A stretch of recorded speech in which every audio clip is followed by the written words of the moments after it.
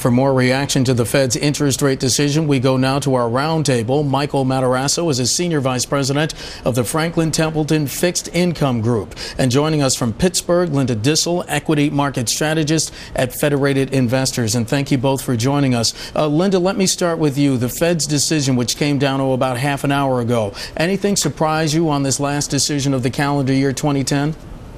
No, we were fully expecting that they would say basically nothing has changed. We need some time to see quantitative easing as we have planned. And I mean, Bernanke was just on TV recently, so to think that he would say anything particularly different now, we're not surprised they didn't at all. Michael, you surprised? Not at all. It's pretty much on target what we expected.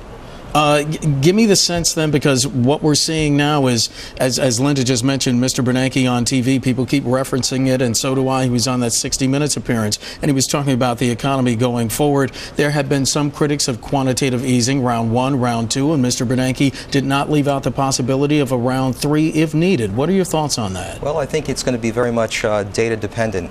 There could be a round 3, but on the other hand, if the economy continues to improve the way it has been over the last few months, we may find that QE2 doesn't go to its fullest extent. Are the fundamentals what's driving the economy right now? It's what's driving the economy as well as what's driving the bond market. Interest rates are up pretty significantly since the beginning of the month, and especially since the program began. And the reason for that is because the economy is improving. The improvement is broadening out across more parts of the economy. Linda, talk to me about the economy and how that relates to the Fed's ability to change course or to pivot, if you will. Are Mr. Bernanke and his colleagues still being flexible, in your opinion? Well, he's said many times that he wants to be flexible in terms of quantitative easing. He's also said that he needed help on fiscal policy, and as we know, he got a huge piece of help that way.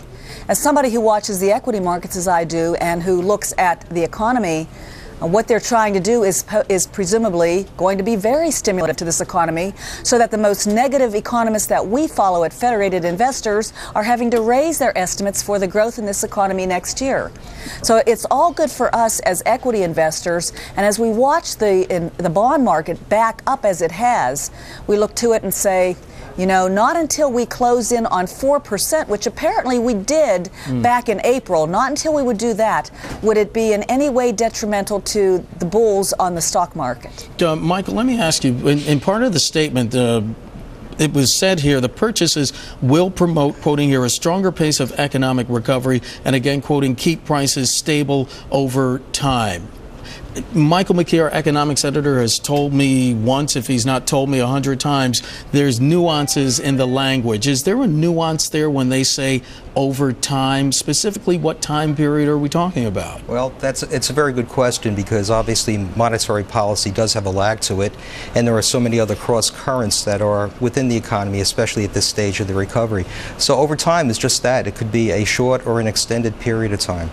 Linda, Federated is bullish about 2011, even given the economic climate. What are you seeing that's giving you at least some cause for optimism going into the new year?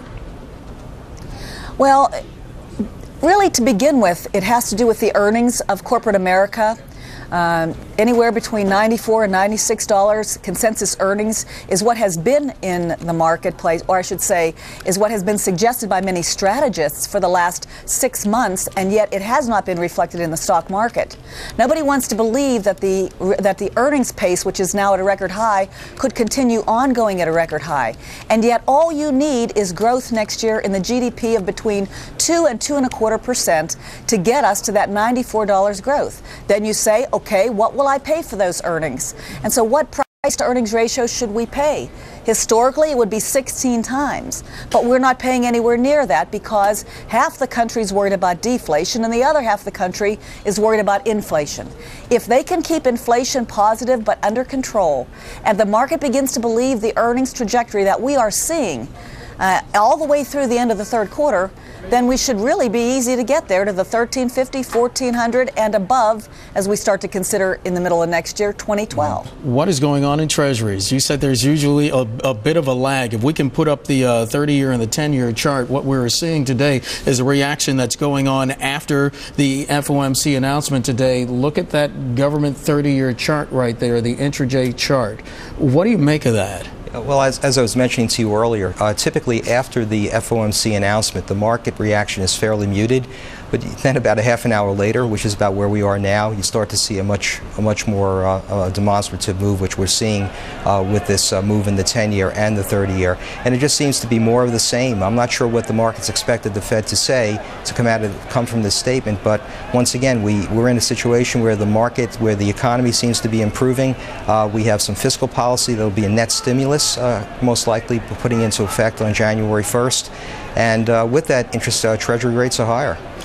Linda, you say that quantitative easing is all about confidence. Confidence in the markets and their ability to understand what the Fed is doing. Is that the confidence you're talking about? Well, yes, in a way, but it's about all kinds of confidence. The problem being that we had a financial crisis where we totally almost went into Armageddon and a Great Depression, where we had two terrible bear markets in the space of 10 years, where investors that I meet all around the country as I travel are afraid to invest in stocks or to go out and buy anything. And so our view is, okay, we know that the very wealthiest Americans, their income is back to where it was pre-crisis, but their spending is 14% below. Right. So our mantra for 2011 will be that the improvement that comes in confidence from QE will lead to spending, will lead to employment, will lead to a continuation of the bull run. Michael, quickly, let's get to 2011 going forward. You have some picks. You like investment-grade bonds, high-yield bonds, commercial mortgage-backed securities. Why? That's correct. Well, once again, it's a theme of an improving economy, an economy that, in terms of monetary policy, with its liquidity, now with fiscal policy kicking in, most likely additional consumer spending, and all of this is good for corporate America. And when you look at, and also think about if we were sitting here 3 months ago, we were talking about the possibility of a double dip. That's really, that's obsolete at this point. So now we're in a situation where it seems though the economy does have strength, and this is good for owning riskier assets than treasuries, and especially in an environment where treasuries are not doing well. And Linda, you're overweight technology, energy, and industrials, but you also like consumer discretionary and financials. Tell us why. Well, as we agree with Michael in terms of the economic strength that's coming forward, the first three sectors that you mentioned are the ones that would normally do well as the unemployment rate starts to do much better.